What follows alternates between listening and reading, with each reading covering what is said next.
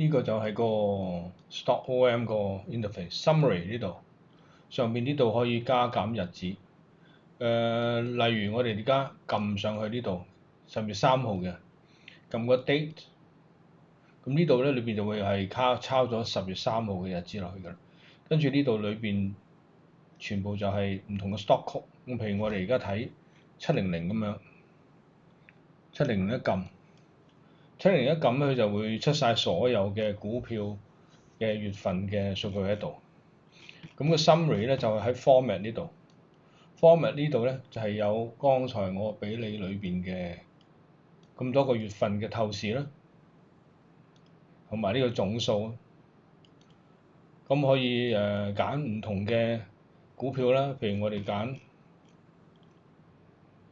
9988啦，跟住我哋翻去 format 呢度，呢個就係9988嘅10月3號嘅報告。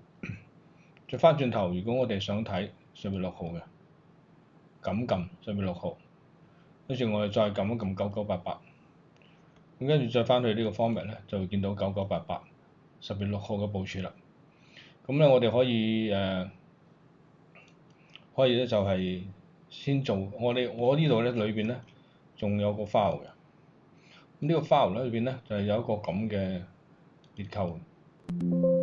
咁裏面嘅結構咧就係將5號啦、700啦、3690啦、9988啦、388啦、939。咁咧裏邊嘅圖表裏邊咧就有呢幾隻股票嘅總價。咁呢一個總價值咧就係等於喺呢度見到嘅呢個總值。咁我哋可以按照呢個圖表上面呢啲股票試下做一個唔同嘅呢個佈局出嚟。咁呢個就係使用方法。OK，咁譬如我哋睇1810或者5號仔咁樣5號，咁就10月6號嘅5號就喺度啦。咁如果我哋想睇再之前少少嘅，譬如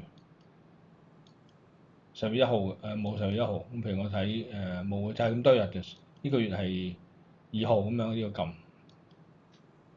2號，咁我哋就可以睇到2號嘅700。OK，咁就呢個月其實係得30號、2號、3號、6號4日嘅啫。咁我哋可以試下做呢幾日嘅報告。